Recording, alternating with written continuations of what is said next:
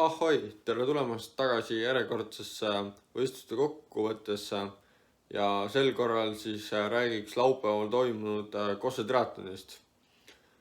Kose triatlonit mul hooaja alguses plaanis ei olnud, kuna tegemist oli seal supersprindi distantsiga ehk 375 meetrit ujumist, 10 kilomeetrit ratast ja 2,5 kilomeetrit jooksu.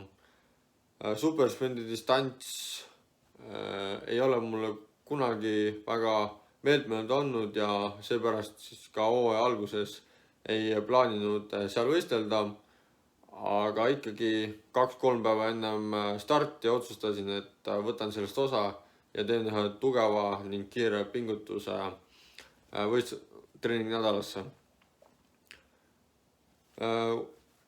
Minnes nüüd siis võistluste juurde, siis ujumise koha pealt ajad näitavad seda, et mitte ainult ka minu aeg, vaid ka kiiremate ujujate ajad, et distants ilmselt oli kõvasti pikem kui 375 meetrit ujumist, sest võrdluseks tuua näiteks triatlon, mis samal päeval toimus, kus oli ujumist 350 meetrit ja seal ujusid kiiremad sportlased 340 seda, aga meie võistlustel 375 meetrit läbis kõige kiirem ujuja 5.42 ehk 2 minutit aeglasemalt, mis loogiliselt mõeldes on üsna ebatõenäoline, et see distants oli 375, vaid ilmselt üle 400, võib-olla ka üle 500.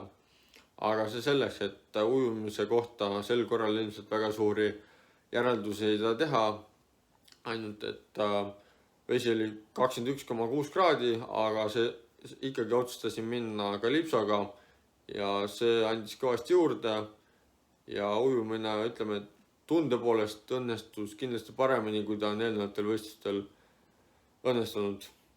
Minnes edasi ratta juurde, siis rattadistantsi alguses sain kohe aru, et istumisasendiga on midagi valesti ja esimesel kilomeetril umbes märkasin, et olin endale ratta peale hüppega suutnud sadula 45 kraadisse nurga all hüpata, mis häiris tugevasti sõitu ja ei saanud rakendada täis võimsust, mida ehk oleksin suutnud. Aga sellegipoolest suutsin esimese 3 kilomeetriga kinni püüda 4.-5. kohal olnud 2 sportlast, kellest üks jõudis minu kiirusega kaasa tulla ja teine mitte. Kahjuks küll see sportlane, kes minuga kaasa jõudis tulla, oli otsustanud, et tema vahetusi ei võta, aga samas kui mina kiirendasin ja üritasin eest ära sõita, siis tema oli mul kohe sabas, aga jah, vahetusi tema ei võtnud ja niimoodi on üpriski keeruline rattas eesolevatele lähemale jõuda. Et siit ka põhjus, miks mulle tegelikult tuulesõiduga võistlused väga ei meeldi ja seda ka supersprindi puhul, et lihtsalt on teatud sportlased, kes ei soovi vedada ja see häirib tegelikult ka sooritust selles mõttes, et seda suurem on tõenäosus, kui peab üksi ees sõites, et tagant punt, kes koos töötab, jõuab lihtsalt järgi mingi hetk. Ja tegelikult meil ka nii läks, et 2,5 kilomeetrit ennem lõppu sai üks 3. punt meil kätte ja selle pundiga me siis tulime koos lõpuni. Meie positsioonid olid seal alates 4. ja seal siis jäi jooksu peale selles mõttes kohtade mõttes ja jooksis 2,5 kilomeetrit, minu aeg 9.48, tempo 3.55 ehk sama, mis tõrvas praktiliselt. Jällegi oleks võinud kindlasti kiirem olla.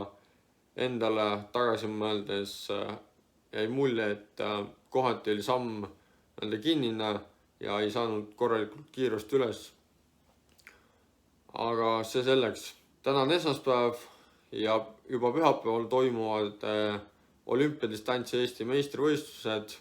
Loodetavasti toimub ikkagi triatlon, kuna hetkeseisuga on Harku järves erinevate infoallikate põhjal sees mingi bakter ning internet näitab, et seal lehvib lilla lipp, mis tähendab reostust, seega ei ole ujumine seal soovituslik.